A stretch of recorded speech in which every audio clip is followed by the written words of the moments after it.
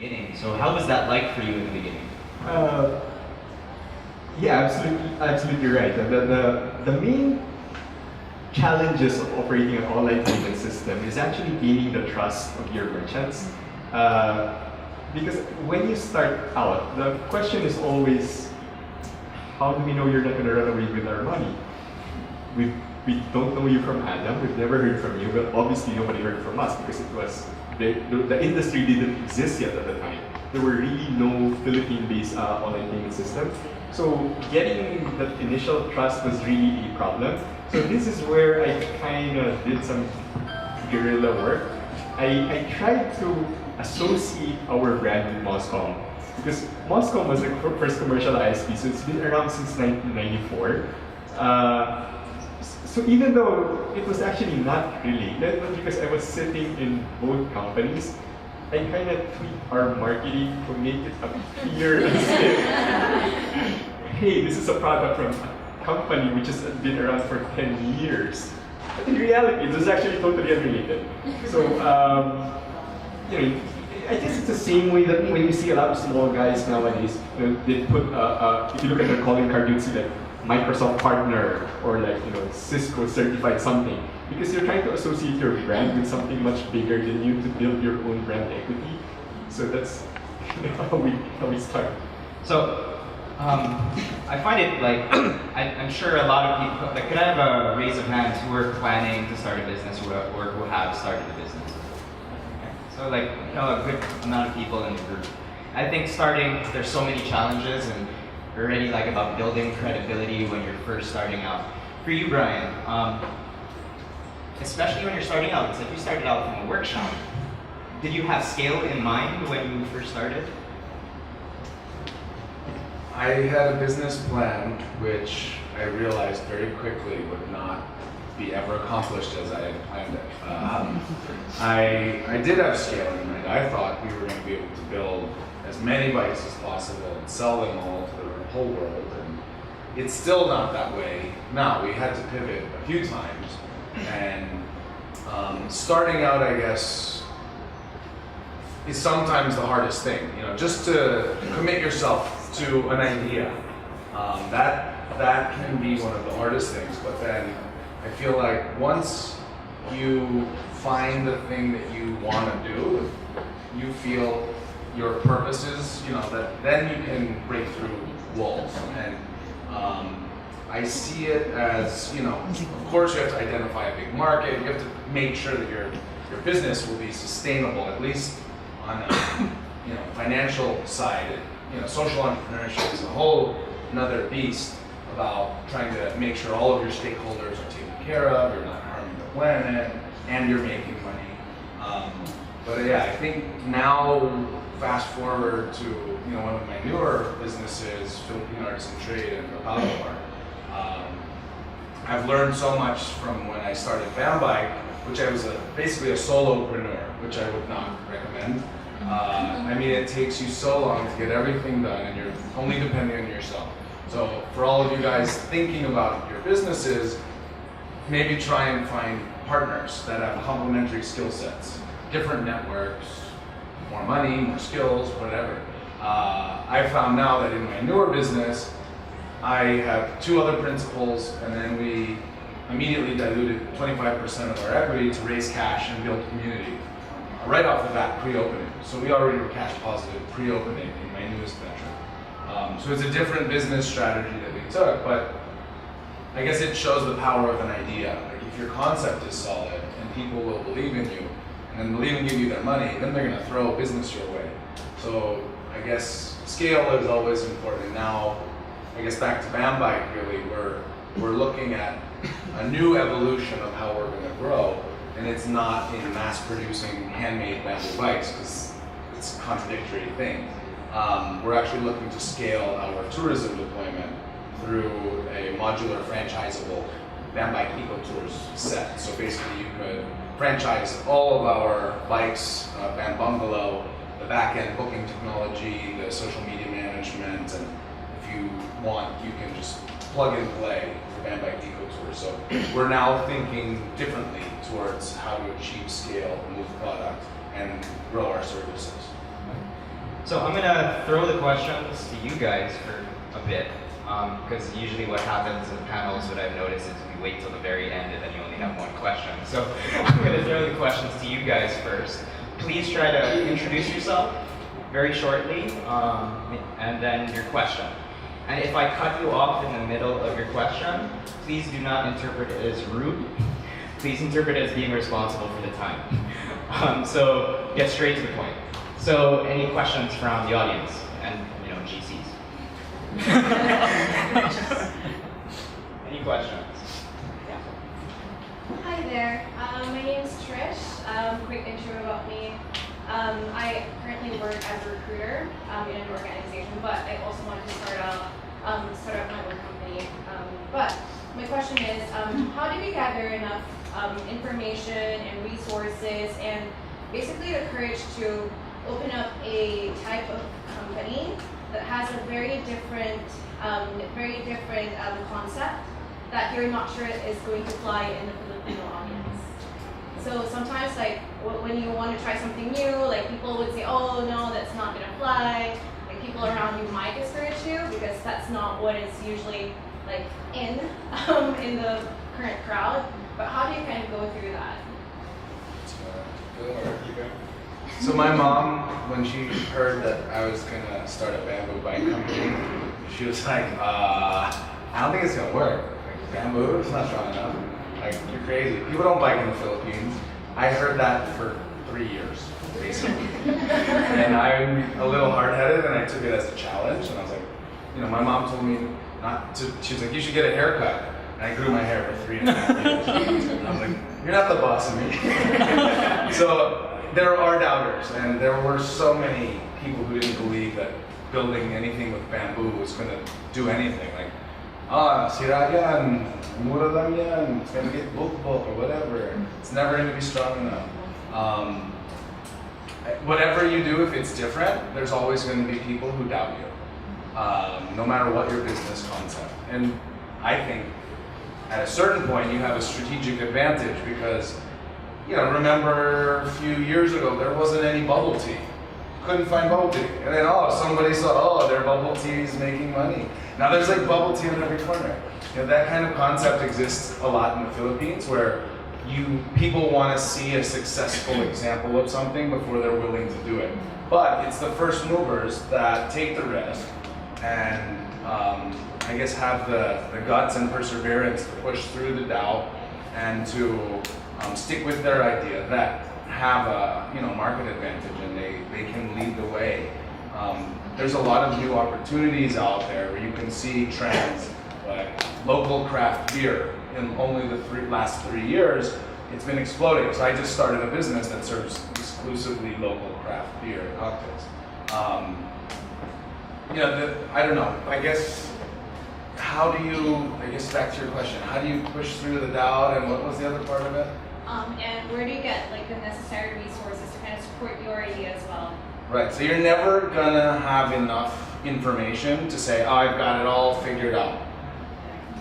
It's gonna work, I've got it all figured out. Because you're always gonna have new stuff coming at you.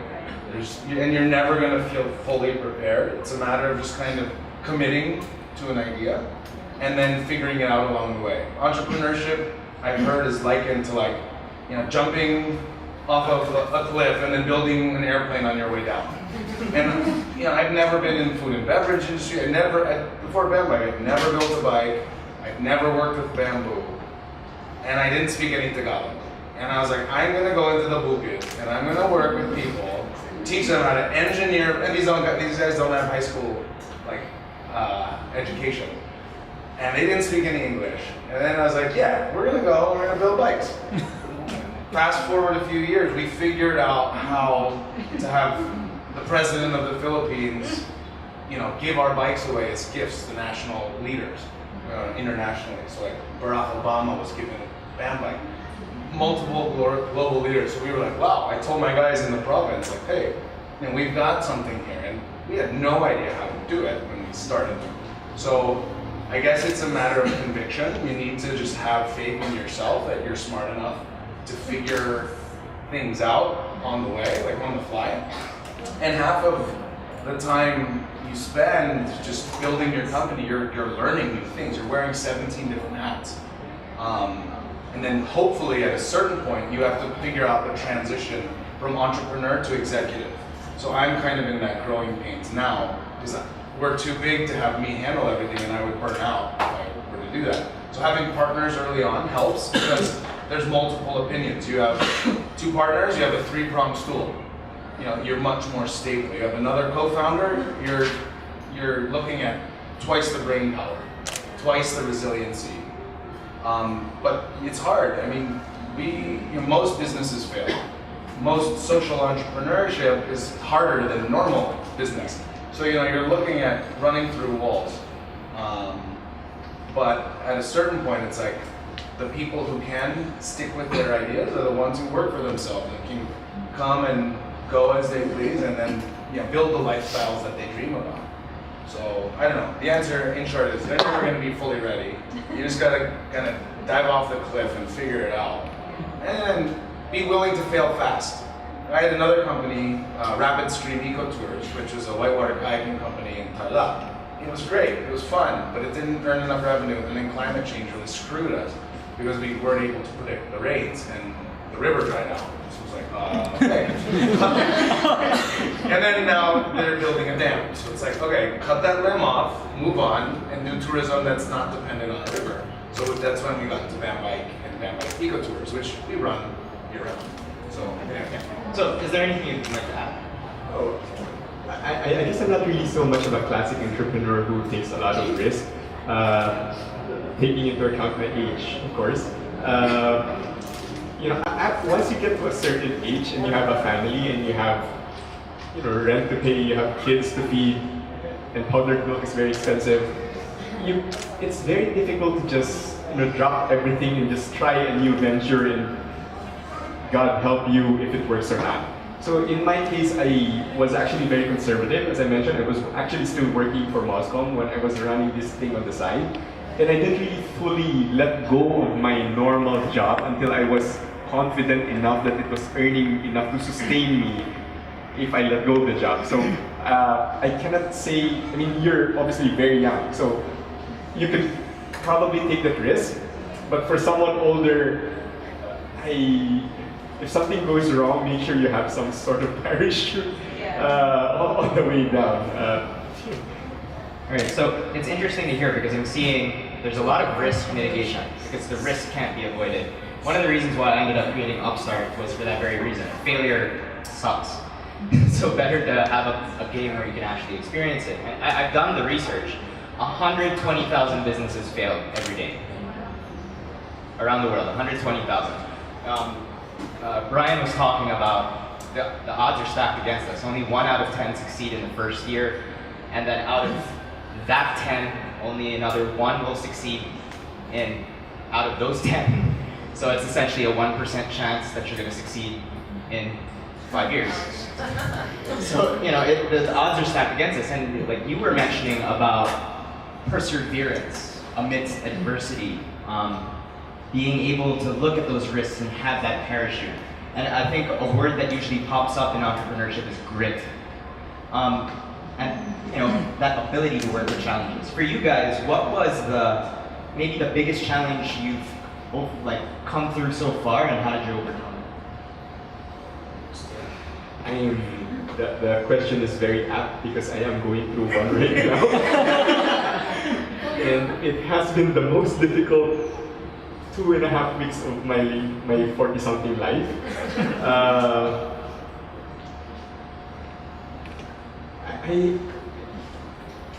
I don't want to dramatize the life of an entrepreneur because I guess that's how it always looks in the movies and how you read it in the books and the magazines. You have these guys who become unicorns, but again, that's like one guy out of the million of others who fail. So you have to be really sure that you want to do this because it's very difficult when when you have problems and you're just an employee, you're working for someone else, who cares, it's a long weekend, I'm going to leave this problem behind in my office and I'm going to take the long weekend going to the beach. it just doesn't work that way if you're an entrepreneur, because every day, every single moment you are in the company, and if there are problems, it really takes your entire being down along with it. And I have to say, I've become more religious than I was before in the past couple of weeks. Definitely, I've learned to rely more on the power of prayer.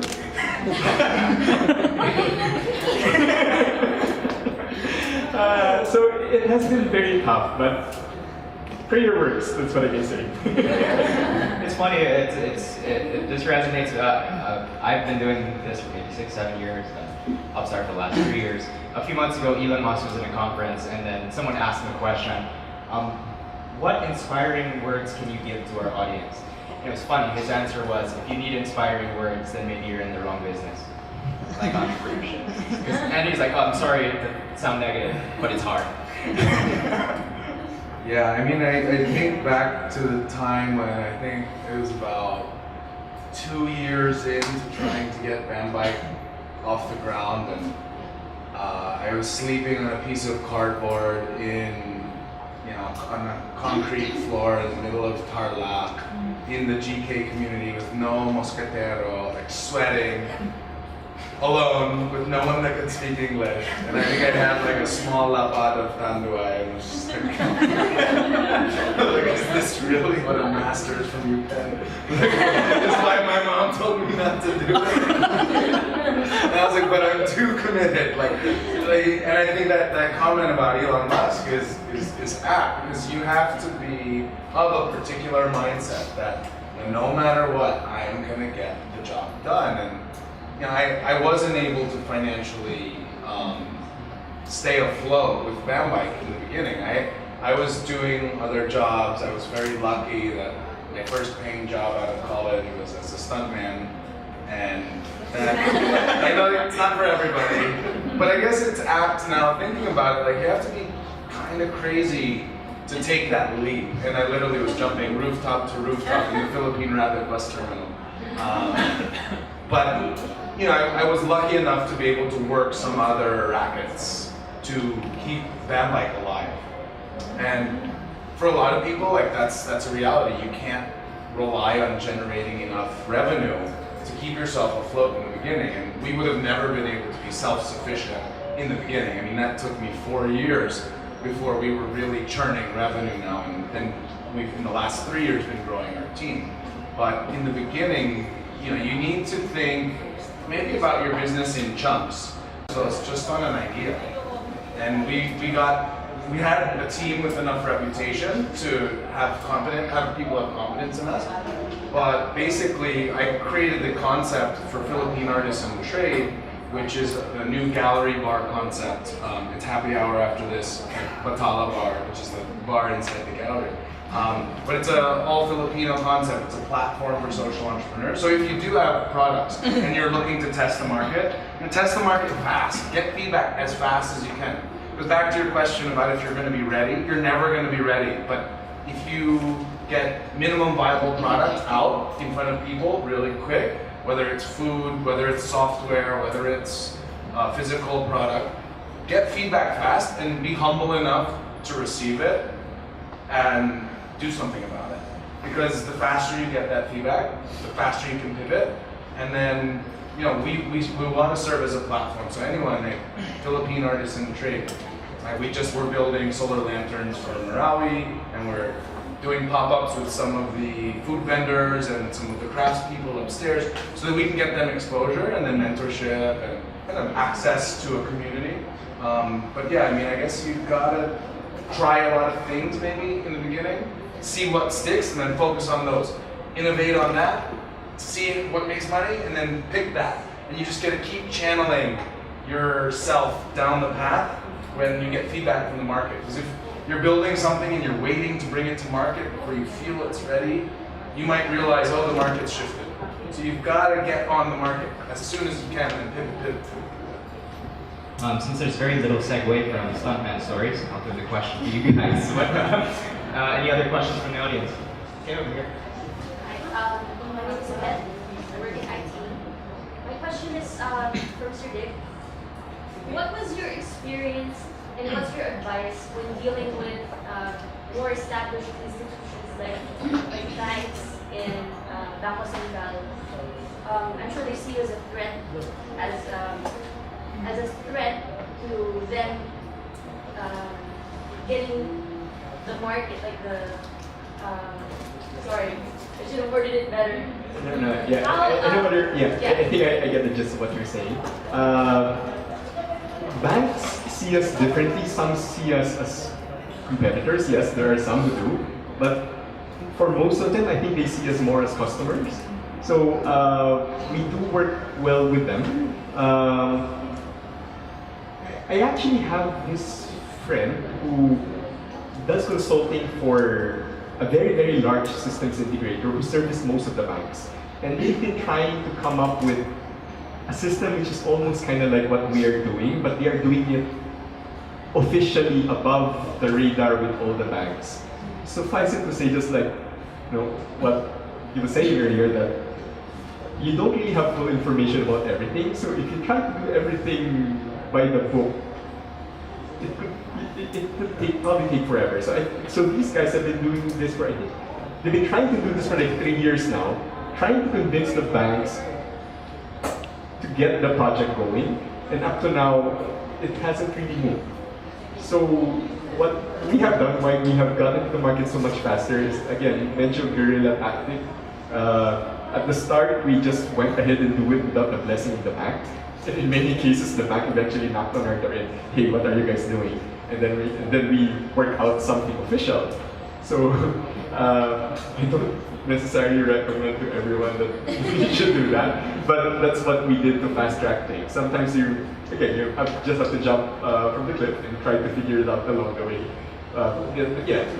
We have a strange love-hate relationships with the banks.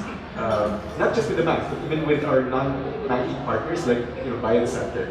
In some cases, we're partners with them. In some cases, we are their customer. In some cases, they feel that we are competing with them. So again, very strange relationship, even between us and other payment gateways. A couple of the other larger payment gateways here in the country are actually also our customers. They use DragonPay, but at the same time, we compete with them in the market. So it's a very dynamic market, and managing all those relationships could be a bit tricky. It's very interesting. It's like that saying that sometimes it's easier to ask for forgiveness than permission. Yeah, exactly. Right. Any other questions from the audience? Other questions?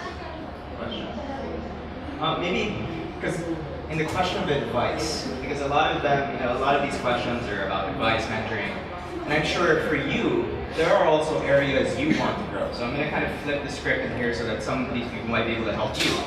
What are the areas right now in your entrepreneurship journey where you feel you want to grow more? So I mentioned the kind of expansion of Bambike Eco Tours and the Bam Bungalow. We are in the process of figuring out a franchise or joint venture model that can possibly be financed by banks or microfinance institutions. We're thinking about how we can have a plug-and-play system so that we can scale our growth, and we're toying with the idea of venture capital. So I've never properly raised a round of funding. It's kind of been friends and family, and then stunt work on the side. So it's new to me, thinking about, okay, well, how do we prepare to raise money for Bambike? How much equity are we willing to give up? What's our company even worth? What's the valuation? So there are a lot of big questions. I wouldn't know if I got 5 million pesos from a group. Like, what does that mean in terms of percentage of, my Bam baby? I don't know how to value that. And I know there are professionals out there, but these are some of the things that we're thinking about. And as much as possible, we've been trying to maintain equity in the company, so that should we be in a position to really grow, we're not going to dilute ourselves too much if we take on capital to grow. And so we're thinking about, otherwise, maybe do we do debt financing? Can we show that the Bam Bungalow, if we deploy it in Boracay or El Nido, Like, can we prove that there's going to be enough churn after a year so that debt financing might be the smarter way so that we don't dilute equity? Or do we work with, Kawad Kalinga villagers and do livelihood training so that they can be tour guides and get a microfinance institution to hold the debt? Or do we try and do a CSR play where we raise money from corporations, slap their branding on the bikes, and make our fleet grow that way? So, yeah, money is a big issue now because I'm tired of organic growth, which is going like this. It's very tiring. You get to a point where you put in so much time, and then you're only earning as much as with the amount of how much more time you're putting in. So there isn't that uptick in the, you got to find a point where you're going to maximize your revenues based on doing not more work, but smarter work, and strategic growth and scalable growth. So we're at that point now. So that magical hockey stick graph. So if anyone has a background in finance and valuation, please approach Brian after the panel. Or a lot of free money. Might have a partner. How about for you, like a challenge, right? Like in terms of a growth area, like in your current stage, like where would you want to grow? Okay, so for the past 7 years, DragonPay has basically focused more on payments from consumer to businesses. So we're like C2B payments. So it's somebody buying a Metro Deal voucher or somebody buying an AirAsia ticket. So it's people buying from a business. And I've always been convinced that there's a bigger market of consumer to consumer type of payment. My main challenge, my main problem is I'm not really a marketing person. I'm not a consumer marketing person. And the fact that DragonPay got around to getting popular largely through word of mouth is really just a blessing from above. I didn't really do much and I cannot claim credit to it. But going for a consumer-to-consumer type of payment would really involve more traditional marketing sales. You're talking about the OLX type of marketing where you're plastered everywhere, high visibility. So that is something that I'm really not used to nor am I comfortable with. Again, I'm a computer programmer by trade.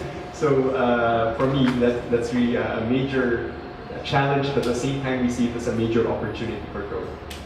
Can I answer this question? Yeah. Can I answer? Can I give? Yeah, feel free. This is a two-way conversation. Hi, I'm Joanna, and I have a small business. I sell personalized jewelry. So I think one of the things that you can probably check upon is tapping these small businesses and probably talking to them, asking them if we are interested in your product. Because I have a lot of clients who are asking, like, aside from bank payments, what else can they pay? Like, because for example, if they're far away from LBC or they don't want to line up for DPI, maybe they can pay via DragonPay or via DragonPay via 7-Eleven or whatever. But that's another market that could probably expand into those small business owners. So any other question? We have space for like one or two questions. Yeah. Hi, I'm Jen. I wanted to ask, particularly for Bangay, did you ever think about your target market? Yes, so it's not everybody. You can't target everybody. If that's what's in your business plan, you're wrong. It's been interesting to see how our target hasn't changed, but how we started to learn more about being specific. I mean, I would say, upper middle class, professional, between 25 and 45 is our main target market now. Google Analytics and Facebook Analytics has been really interesting because they can tell you down to the model of the cell phone who's looking at your site at any given time. And then that gives you an idea, okay, it's a Samsung S7 and an iPhone 6 and up that's paying attention to it. So, okay, we are looking at the AB demographic, we're looking at men and women of this percent, and it's very detailed when you start to dig into the Google Analytics. I don't think I do it enough. I think it's something that I should probably have my team look into. But it's really important to focus on certain demographics. So when we do pushes on our Facebook marketing. You can either leave it up to them, or you can say, I want people in Makati, Manila, Quezon City, Caloocan, or not Caloocan, or you can be very specific in how you blast your promotions. So I think that's also really important. So if you're doing handmade jewelry, you're not going to look at places too far away in the beginning, because you want to maybe build that customer relationship, and then maybe think, okay, in the future, maybe we can start selling to the US or Europe. But so targeting digitally is also very specific, but then having a clear message with who you put on your collaterals, what kind of look, what are your posts looking like, how often do you post, are you posting in the right time zone, are you posting at the right time during the day? It's afternoon time, people are checking their Facebook, you should post now and come up. And these are all really important things, and there are tools online which can help you really hone in on your target market. And we've been using that, like what's the best time of day to do an Instagram? How much text should be on your images? Who do you talk to and how? Facebook, Twitter. We primarily use Facebook, TripAdvisor, and Instagram. And those speak to particular target markets. Traditional magazines, advertising, that attracts a different demographic. So as you promote yourselves and your businesses, it's really important to think about. Okay, I think we have time for one last question before we start wrapping up. Right, so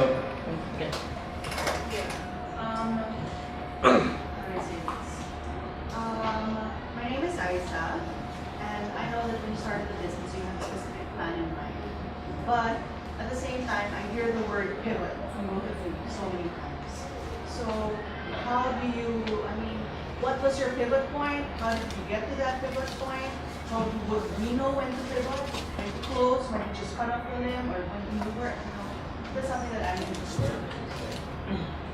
So out of the 25 to 30%, how many have internet access? So you get the cross, where the two meet. And out of those with internet access, how many actually transact online, as opposed to just viewing their balances? Because online banking for me, it's kind of like it's like the ATM machine. If you stand by an ATM machine and try to figure out what people are doing, almost everybody is just balance inquiry or withdrawal. They don't do any transactions. Nobody really, pays for their phone bill or something to the ATM machine. It's primarily here in the Philippines, the primary users are really just withdrawal. That's about it. So the same thing with internet banking. I quickly realized that if I'm going to rely purely on online banking payments back in 2010, it was just not going to work. We couldn't have the economy of scale. So for me, the pivot point there was that realization that we have to do over-the-counter cash payments. And to this day, over-the-counter cash payments probably account for 80% of our volume. So online banking is still relatively small. For Bambike, our pivot point primarily was in 2014. We had been building bikes for about 3 years, going on 4 years.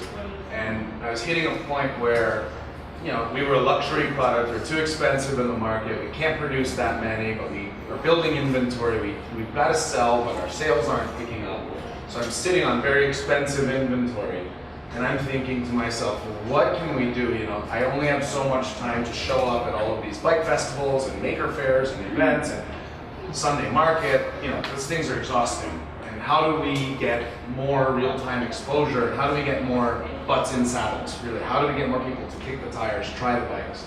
And that's when I realized, I've been doing bike tours around the world, like here and there in different cities, and I thought, there's nothing like that in Manila. And Intramuros is a prime place for it. So I was really thinking, okay, well, we've got to develop something where I can't afford to keep getting out in front of people. I wanted people to start paying me to ride our product. And then what happened was very quickly, we're bringing cash in, people are paying us, and then they end up buying bikes. So it was actually a way for people to pay us to do marketing. Because now, on any given day, there's hashtag Bambike, Bambike Eco Tours, and people are doing the marketing for us. So we were very lucky, I guess. Well, luck is what Oprah says when preparation meets opportunity, right? So I guess my experience had built me up to that point where I realized, okay, we're either gonna have to close because we're holding expensive inventory and we're bleeding, or we've got to figure out a way to utilize our idle assets. We had all of these bikes laying around. Once we realized how much more money we can make by using a bike as a rental or as a tour bike during the year versus selling it once, that's when it clicked. It's like, okay, well, we need to start focusing more of our time on getting our bike tour fleet built up so that they can start to churn for us and be active resources, not idle assets. So it was really a desperation for me, like at a point where we were thinking, okay, well, I can't keep injecting more money into this because I don't see the returns coming out. So we had to pivot, and then we transitioned from a physical products company into a services company. And that's what then got me now thinking, okay, well, the future of ManBike, I'm going to be pivoting again beyond the ecotourism expansion. We're experimenting with the Internet of Things in bikes, so the fourth generation of bike share technology. So smart bikes that can basically be mobile assets that can be deployed and use technology. So we're looking at a ManBike share platform. So again, it's always about keeping your kind of finger on the pulse of what is happening in your industry and knowing your financials well enough to see where you're bleeding and to see where you're gaining. And then to stop the bleeding and put more blood into where you see more profitable business. So we stopped worrying about selling premium bikes to a couple customers around the world. We figured we've got a massive local tourism market and then foreign tourists that are coming in. So that's where we're going to get our bread and butter. And then we can do our one-offs, our boutique-y things on the side. But you've got to figure out what's going to be your daily churn and then make sure that that is constantly producing to support your other ideas and experiments. Great, so maybe just to one final question before I sum everything up. Very quickly, in the context of what you wish you could have done differently, what's one concrete action that our audience can take, maybe as soon as they leave here, that would maybe make the biggest difference in their initiatives, and at least in your opinion? What's the first one? So in the context of maybe, what could have you done differently, or what you wish you knew before? What's a concrete action that they could take as soon as they leave this room? I wish it could be small, it could be big. It's up to you. I wish I had a co-founder, at least one. Entrepreneurship is hard. Like, it's hard. And it's lonely. And I was very lonely. Sleeping on that cardboard, being eaten by mosquitoes, with no one that spoke Tagalog. It was just me and Tandaway. So, if you're going to do a venture, I very much encourage you to find someone with complementary skill sets. Don't find someone that's just like you, that's going to say that idea is great. Let's do it. I love that idea. I think just like you. Because they're not going to give you the other viewpoint. Like my team now, I hire people that are very different than me. They're so much more disciplined than me. They're like, what about these details? And I'm like, no, the dream, the vision. And they're like, no, what about these details? And that is so important. You need a dreamer, you need a visionary, but you need a person that's going to make sure all of the boxes get ticked. And it's impossible for any one person to have every quality that is required to do something as hard as launching a business. So really think about trying to find a co-founder. And if you don't have one, what do? Get plugged into these kinds of communities. The Spark community is great. There are other communities. There are European Chamber of Commerce. There are incubators. There are co-working spaces. And there's a lot of activity now that didn't exist 10 years when I got here. So use these resources. Attend, there's the new one, Google. There's Idea Space. There's Accelerate. There's A Space. There's Impact Hub. There's Spark. There's so many networks. And now I found that most of my friends are more engaged in these types of communities because they've got the hustle. And so when I'm looking for new business opportunities, I talk to them. Oh, what do you need? How do you need it? Like, where maybe we can do business together. I've got people over here that can do that, and vice versa. So don't imagine that you're going to do everything in your own business because you're destined to fail or be very lonely and only sleep 4 hours a day. I guess I'm kind of a solopreneur kind of person. not to say that I don't really have a full co-found, a partner in the sense.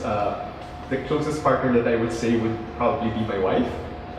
So yes, you do need a lot of support, especially if you have problems. I guess you're probably single, right? What? That was 4 years. Oh, okay. We've grown out of the cardboard phase. Right. So, no, I'm just saying that because the support need not be a co-founder. It could be somebody around you. Because I've always been a bit partial actually with that whole idea of having a co-founder. I know quite a bit of people who had nightmare stories about their co-founders.